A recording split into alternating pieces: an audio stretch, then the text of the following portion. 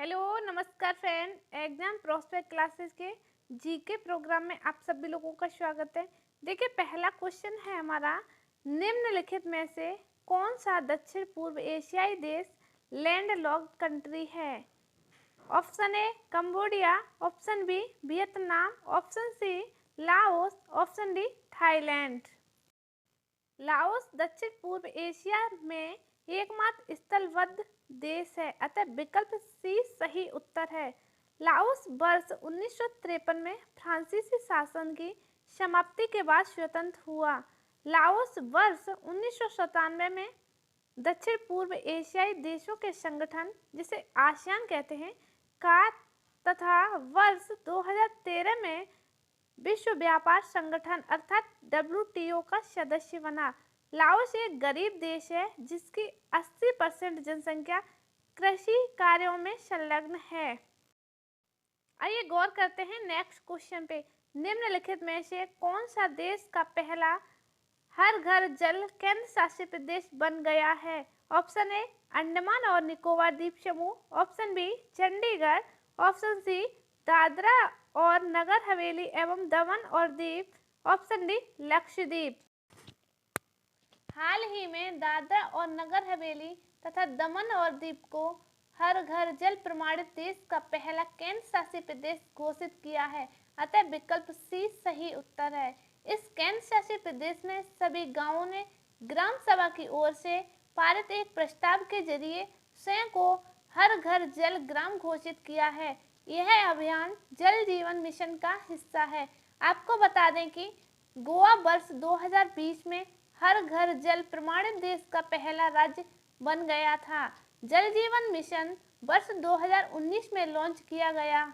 यह मिशन वर्ष 2024 तक कार्यात्मक घरेलू नल कनेक्शन के माध्यम से प्रत्येक ग्रामीण परिवार को प्रति व्यक्ति प्रतिदिन 55 लीटर जल की आपूर्ति की परिकल्पना करता है।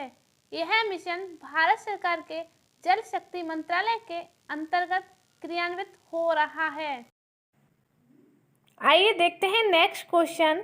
भारत की पहली स्वदेशी रूप से विकसित हाइड्रोजन ईंधन सेल बस को किसके द्वारा विकसित किया गया है? ऑप्शन ए DRDO द्वारा, ऑप्शन बी इसरो द्वारा, ऑप्शन सी CSI और KPIT टेक्नोलॉजी लिमिटेड द्वारा, ऑप्शन डी उपरोक्त में से कोई नहीं। हाल ही में विज्ञान और प्रौद्योगिकी राज्य मंत्री ने पुणे में KPIT CSIR द्वारा विकसित भारत की पहली सही मायने में स्वदेशी रूप से विकसित हाइड्रोजन फ्यूल सेल बस का शुभारंभ किया है, अतः विकल्प सी हमारा सही उत्तर है। हाइड्रोजन ईंधन सेल बस को बिजली देने के लिए हाइड्रोजन और वायु का उपयोग करता है और इसका एकमात्र साइड प्रोडक्ट यानी अंतिम विसर्जन पानी है। यह अब तक का सबसे बड़ा पर्यावरण के अनुकूल परिवहन साधन हो सकता है। CSIR का पूरा नाम वैज्ञानिक तथा औद्योगिक अनुसंधान परिषद है, जिसकी स्थापना 1942 में हुई थी। मुख्यालय नई दिल्ली में है। आइए रुक करते हैं नेक्स्ट क्वेश्चन पे। किस प्रधानमंत्री के कार्यकाल के दौरान भारत के संविधान में 9वीं अनुसूची को पुनः स्थापित किया गया था? Option A Jawaharlal Nehru, option B Lal Bahadur Shastri, option C Indira Gandhi, option D Morarji Desai. भारतीय संविधान की 9वीं अनुसूची ऐतिहासिक रूप से भारत में हुए भूमि सुधार कानूनों से जुड़ी हुई है। प्रधानमंत्री जवाहरलाल नेहरू ने अंतरिम संसद में प्रथम संविधान संशोधन विधेयक प्रस्तुत किया तथा 9वीं अनुसूची को संविधान में शामिल किया गया, अतः विकल्प ए सही उत्तर है। संविधान की 9वीं अनुसूची में केंद्र और राज्य कानूनों की एक ऐसी सूची है जिन्हें न्यायालय के समक्ष चुनौती नहीं दी जा सकती है। वर्तमान में संविधान की 9वीं अनुसूची में कुल 284 कानून शामिल हैं जिन्हें न्यायिक समीक्षा संरक्षण प्राप्त है। 9वीं अनुसूची में शामिल विभिन्न कानूनों को संविधान के अनुच्छेद 31B के तहत संरक्षण प्राप्त होता है। 24 अप्रैल 1973 को सर्वोच्च न्यायालय के केशवानंद भारती मामले में आए निर्णय के बाद संविधान की 9वीं अनुसूची में शामिल किए गए किसी भी कानून की न्यायिक समीक्षा हो सकती है। आपको बता दें कि न्यायालय ने अपने निर्णय में कहा कि 9वीं अनुसूची के तहत कोई भी कानून यदि मौलिक अधिकारों या संविधान की मूल संरचना का उल्लंघन करता है तो उसकी न्यायिक समीक्षा की जा सकेगी। हालांकि न्यायिक समीक्षा तभी संभव है जब कोई कानून मौलिक अधिकारों का उल्लंघन करेगा या फिर संविधान की मूल संरचना का उल्लंघन करता हो। आइए देखते हैं नेक्स्ट क्वेश्चन। निम्नलिखित में कौन सही सुमेलित नहीं है? एक तरफ रामसर स्थल है और दूसरी तरफ राज्य। देखते हैं, यशवंत सागर मध्य प्रदेश, चित्राकुंडी पक्षी अभयारण्य तमिलनाडु, हाइगम वेटलैंड पंजाब, सालबुल वेटलैंड जम्मू कश्मीर।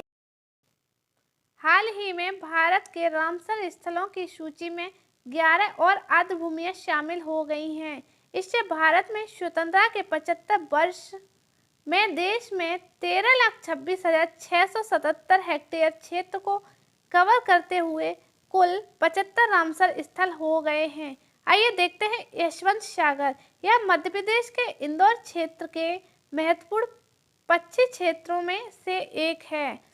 वर्तमान में इसका उपयोग मुख्य रूप से इंदौर शहर में पानी की आपूर्ति के लिए किया जाता है। इसे मध्य प्रदेश में दुर्लभ सारस क्रेन का गढ़ माना जाता है। नेक्स्ट देखते हैं चित्राकुंडी पक्षी अभयारण्य। यह तमिलनाडु के रामनाथपुरम जिले में स्थित है। यह आर्द्रभूमि 1989 से संरक्षित क्षेत्र है और इसे पक्षी अभयारण्य के रूप में घोषित किया गया है। हाल ही में स्थल क्षेत्र में spot billed, pelican, little egret, grey heron, large egret, open bill stork, परवल और पॉन्ड हेरोन जैसे उल्लेखनीय जल पक्षी देखे जाते हैं। आइए एक नज़र डालते हैं हाइगम आर्द्रभूमि संरक्षण रिजर्व पर। यह आर्द्रभूमि झेलम नदी बेसिन के अंतर्गत आती है। यह आर्द्रभूमि कश्मीर के बारामूला जिले में स्थित है। इसे एक महत्वपूर्ण पक्षी क्षेत्र के रूप में भी मान्यता प्राप्त है, अतः विकल्प सी सही सुमेलित नहीं है। आगे देखते हैं सालबुक वेटलैंड कंजर्वेशन रिजर्व। यह केंद्र शासित प्रदेश जम्मू कश्मीर और श्रीनगर जिले में स्थित है।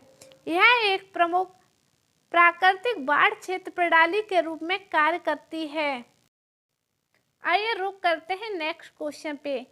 पेट्रोलियम कोक के संदर्भ में निम्नलिखित में से असत्य कथन का चयन कीजिए। ऑप्शन ए, यह ठोस ईंधन है जो कच्चे तेल की ड्रिलिंग प्रक्रिया से प्राप्त होता है। ऑप्शन बी, इसका ऊष्मीय मान कोयले से अधिक होता है।